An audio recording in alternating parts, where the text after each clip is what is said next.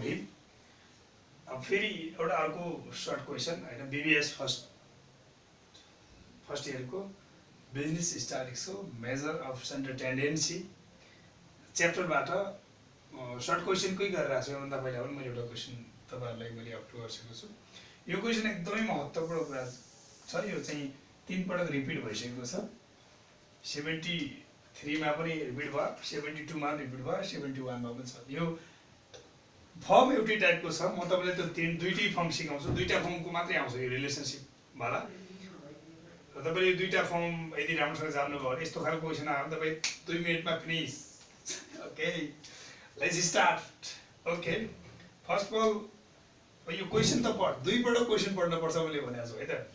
Find the most repeated value by the empirical relationship of mean यति छ and median यति छ। अब यो भन्न खोजेको के हो भने यो मोस्ट रिपिटेड भ्यालु भनेको चाहिँ यो भनेको यो मोड हो हैन। यो मोड हो, यो मोस्ट रिपिटेड भ्यालु। मोडको डिफिनेसनै के हो भने तपाईले यदि जान राख्नुपर्छ। मोडको डिफिनेसन भनेको के हो भने maximum time repeated value. Okay, त्यो मिन यति सहजै हुन्छ। जस्तै यसले लागि धेरै क्याल्कुलेटिङ आवश्यक पर्दैन, तर यहाँ चाहिँ एकदम सजिलो छ हैन। क्याल्कुलेटिङ त्यति धेरै आवश्यक त्यसको जस्तो लाग्दैन। यो जति रिपिट जो भएको छ त्यसलाई चाहिँ त्यो अनुसारको फ्रिक्वेन्सी भ्यालु मानेर गर्न सकिन्छ। Most repeated value by empirical relationship भनेको मोडको, मिडियमको एन्ड मिनको रिलेसनसिप के हुन्छ भन्ने खोजे हो यो। अब म सोलुसनतिर लाग्छु। मैले किनकि पढिसकेँ, तपाईँले पनि पढ्नुभयो होला भन्ने मैले आशा गरेँ। यो मिन दिएको छ, यो दिएको छ, यो चाहिँ मिडियम दिएको छ है त। अब म यहाँ सोलुसन लेख्छु, एकदम ध्यान दिनु होला। यो क्वेसन यदि आयो भने 2 नम्बर ट्याक्कै हुन्छ है त। ओके, मोस्ट रिपिटेड भ्यालु भनेर म त्यही लेख्दा नि भयो हैन। ठिकै छ, म त्यही लेख्छु, तपाईलाई बुझ्न सजिलो। एक्जाममा यति लेख्दा नि हुन्छ, या मोड लेख्दा नि हुन्छ। मोस्ट रिपिटेड भ्यालु, मोडको डिजाइन साइन यो हो है त। वाट मोड थाहा छैन हामीलाई हैन। मिन छ यहाँ हो, मिन बराबर 42.2। ओके, मिडियम एमजी बराबर 41.9 हैन। अब यसमा चाहिँ अब युजिङ इम्पेरिकल फर्मुला भन्नुपर्छ हैन। अब यो के भनेको छ, इम्पेरिकल रिलेसनसिप भने हो नि त। अब हामी त्यही भनौँ, using EMPIRIC empirical formula. Okay, empirical formula चाहिँ के हो भने बसेँ म। अब मोड बराबर 3MD माइनस 2 मिन है त। 3MD minus 2 mean.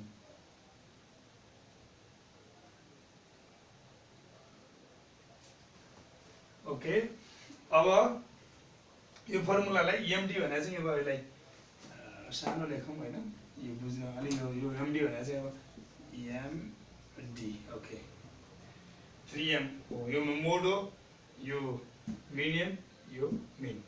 अब म यहाँ गएँ, तपाईँको ट्याक्कै आउँछ है त एन्सर। अब मोड कति छ, मोड हामीले निकाल्नु छ हो, मोड निकाल्नु छ नि त है, भ्यालु छैन।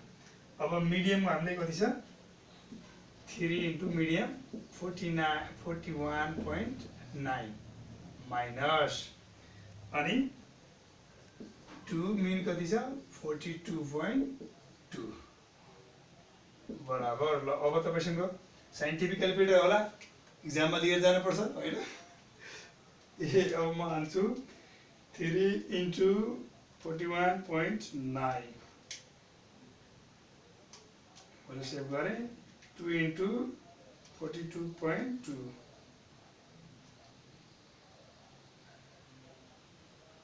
माइनस ओके 41.30 मैले गरिसकेँ 41.30। ओके, यो के हो त, देयरफोर अब लेख्ने most repeated value, most first REPECT repeated value mode बराबर 41.30 डन। अब म अर्को कुरा, यो चाहिँ तपाईहरुले अब सारिसक्नुहुन्छ तपाईहरु हैन। अब यो एउटा भयो। अब अर्को चाहिँ म तपाईलाई अब मिडियम निकाल्न सिकाउँछु है त। मिडियम दिएको छैन, म रिपिटेड भ्यालु दिएको छ भन्ने वेबाट म सिकाउँछु। मैले एकछिन मेटेँ है त। अब यो सजिलो छ, केही चिन्ता मान्नु पर्दैन। 2 नम्बर ट्याक्कै 2 मिनेटमा 2 नम्बर पाक्नु कम हो बिजनेस स्टार्टमा। ओ माई गड धेरै गाह्रो छैन नि हेर केही कुरा पढ्यो भन्दा। अब मैले यो क्वेसन पनि भेटेँ है त। क्वेसन नभेटौँ म चाहिँ कति आएको थियो हाम्रो अहिले भ्यालु 41.30 आएको थियो होइन। ल म अब मिडियम छैन, मिडियम हट भन्न पर्छ है त। सजिलो छ, तपाईँहरूले अब गरिसक्नु होला सके। अब यहाँ सोलुसनमा छ, म गर्छु यता। अब हामीले मोड कति छ, मोड बराबर 41.3 छ अनि मिन कति छ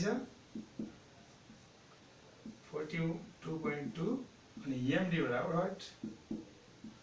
अब हामीलाई थाहा छ युजिङ इम्पेरिकल फर्मुला,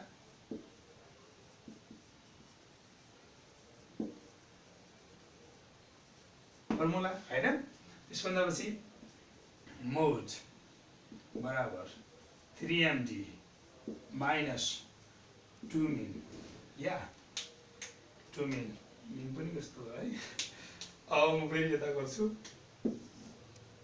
अब 3 मोड कति छ हामीसँग दिएको छ है यहाँ 41.3 बराबर 3md माइनस 2 इन्टु 42.2 या हैन। अब सिम्पल छ, यताबाट यता गरौँ होइन। 3md नै लेखौँ अहिले, माइनस कति हुन्छ 42.2 इन्टु 3 2 सरी